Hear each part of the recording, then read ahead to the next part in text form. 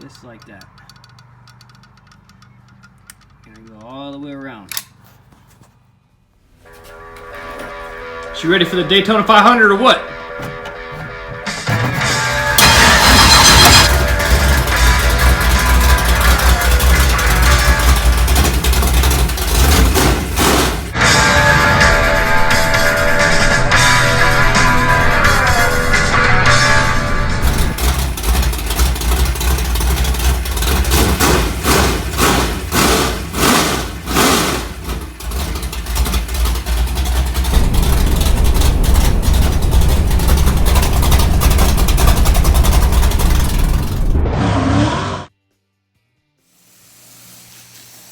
Alright guys, what's going on?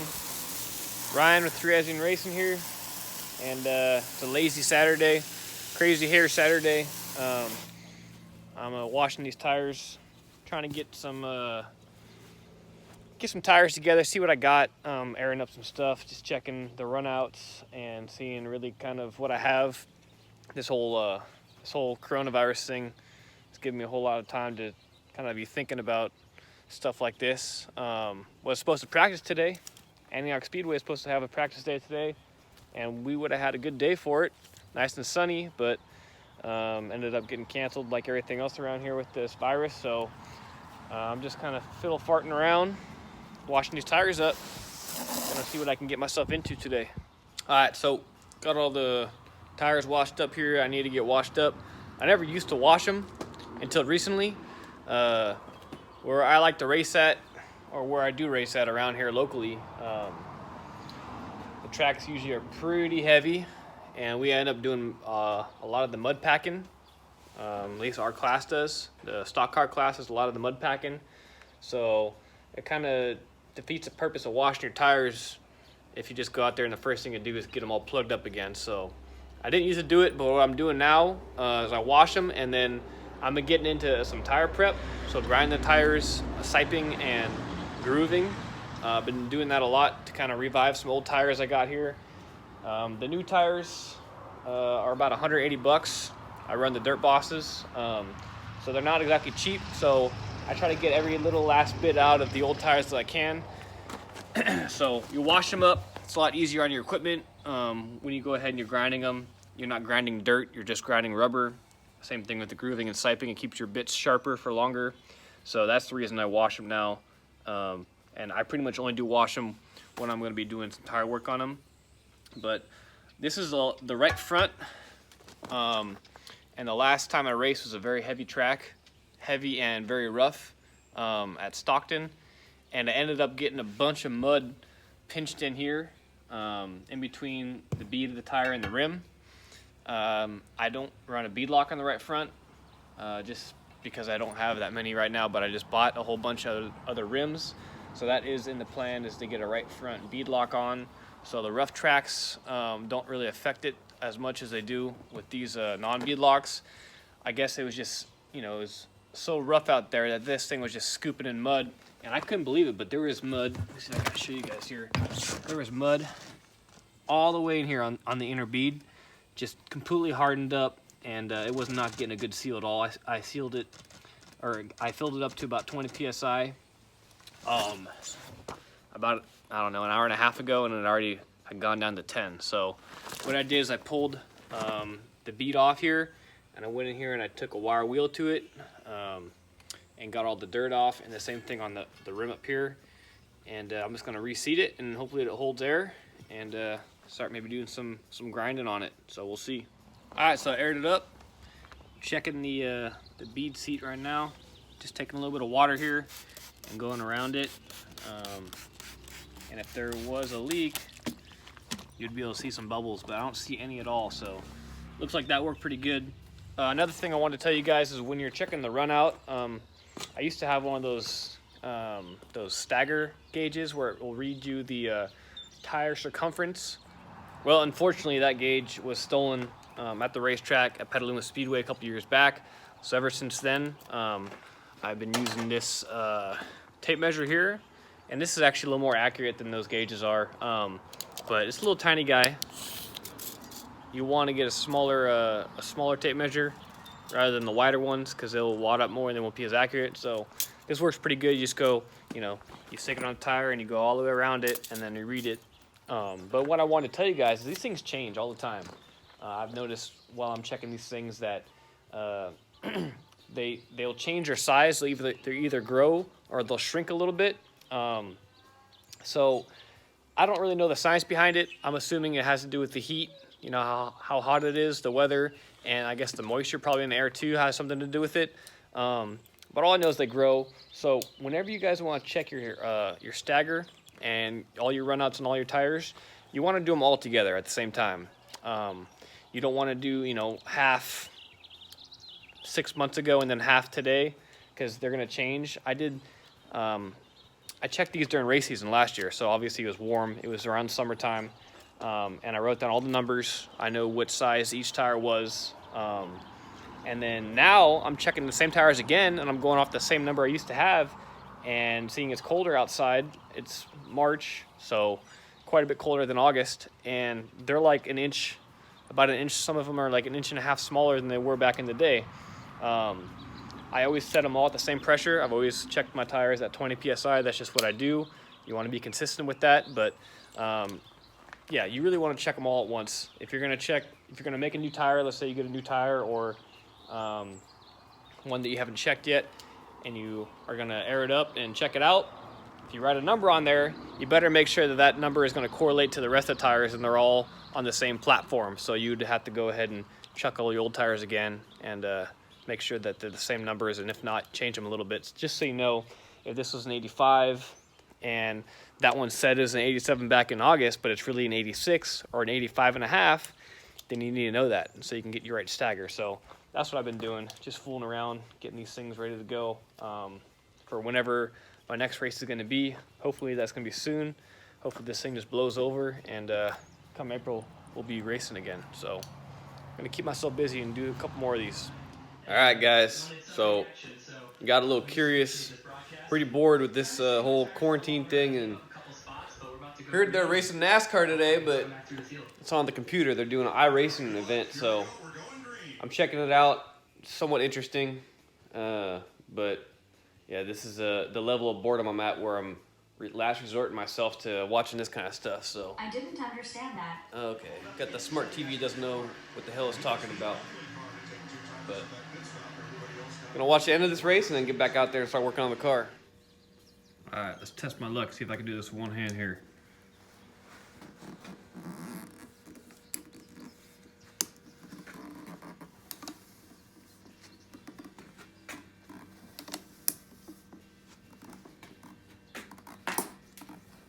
That did sound good.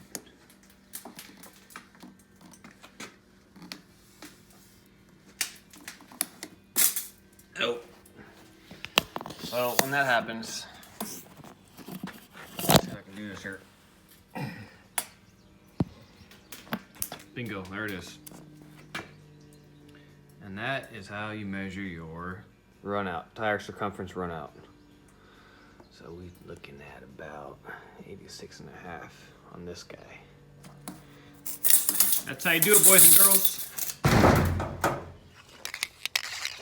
Doing a little touch-up work on these rims with my nice painting booth cart.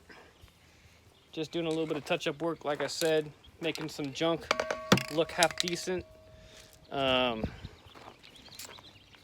did some more tire runouts, and I painted this thing beadlock rim.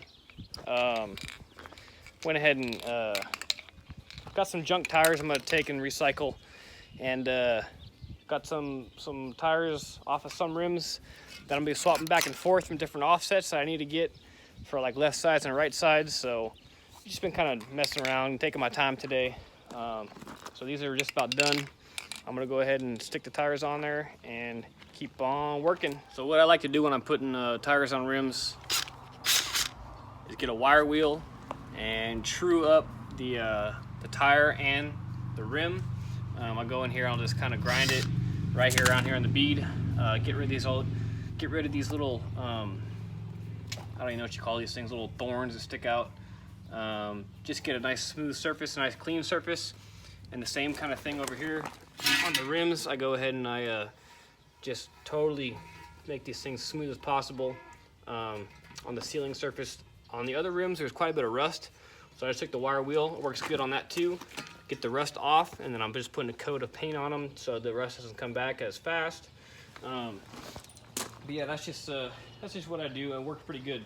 Once I get this on there all nice and clean, and the rim nice and clean, it usually has a perfect seal. So even with these old junky rims that I'm beating back into place with a little mini sledgehammer, still works pretty good. So keep on going. All right, so lastly, on finishing up these tires, what I do is I took a big old line of silicone, and I lay a thick bead down right where the tire is going to come in contact the rim, where the beadlock ring will clamp down on it.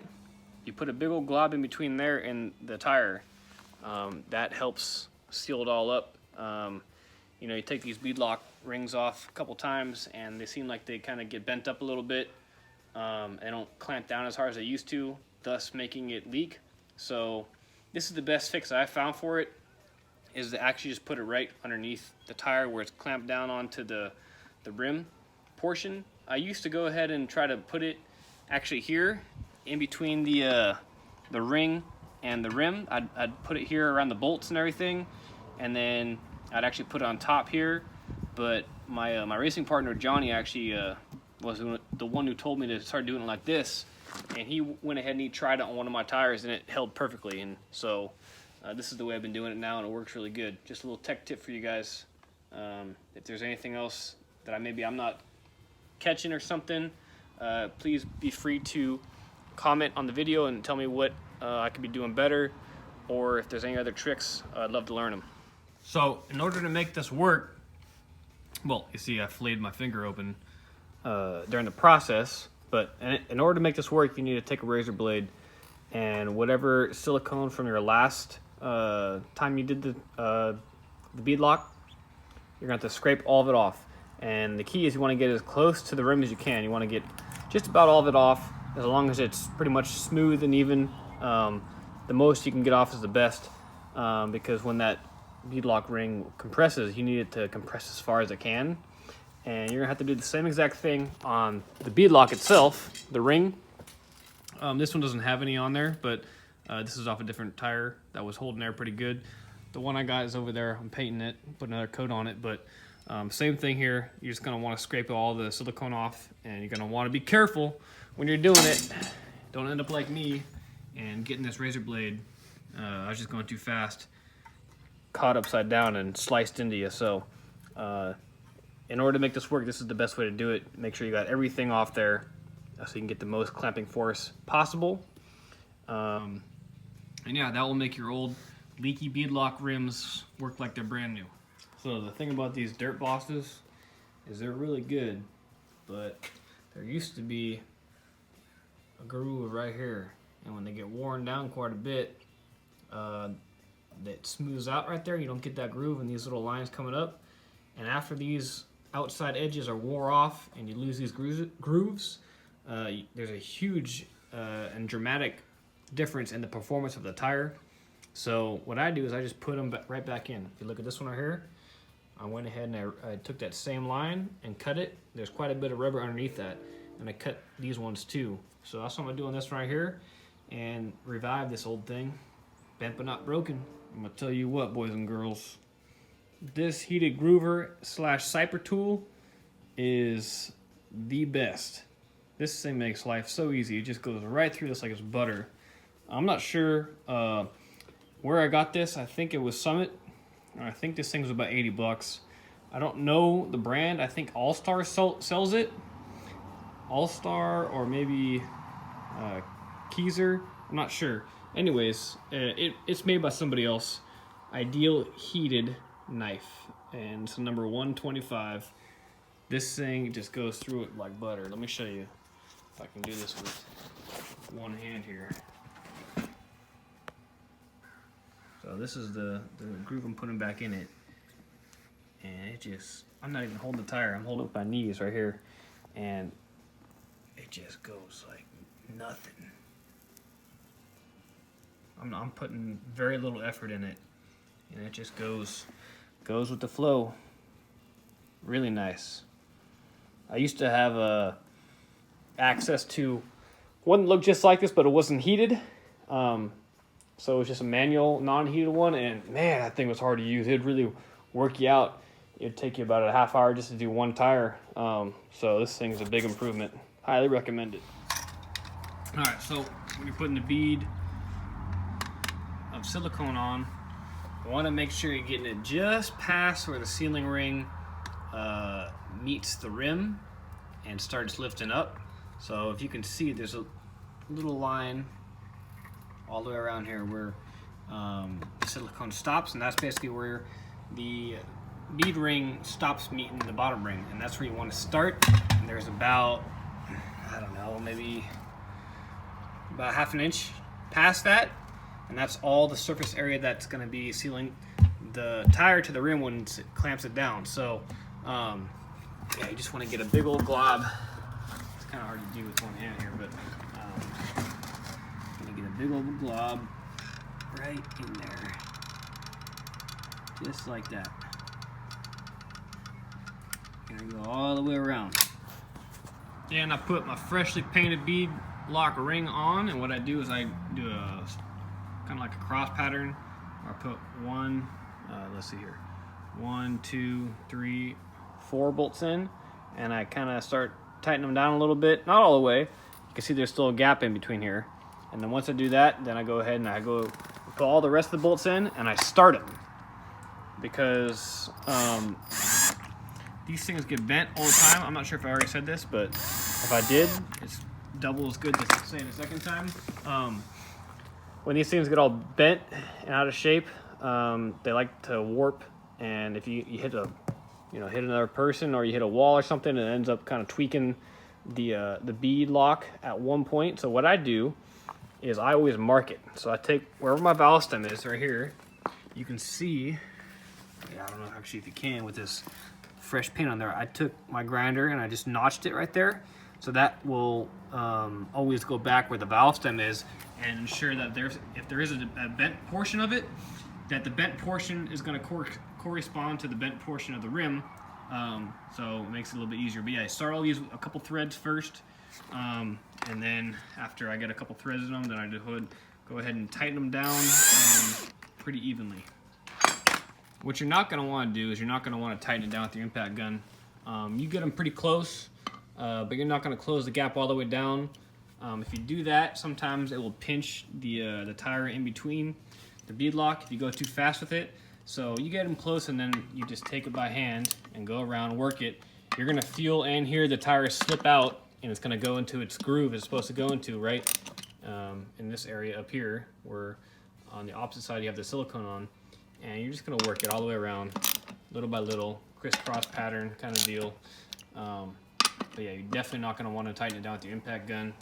At least doing it this way, if you have a bent rim or something, you never know. All right, so lastly, what I'm going to be doing is I like to use WD-40 around the back side of the rim.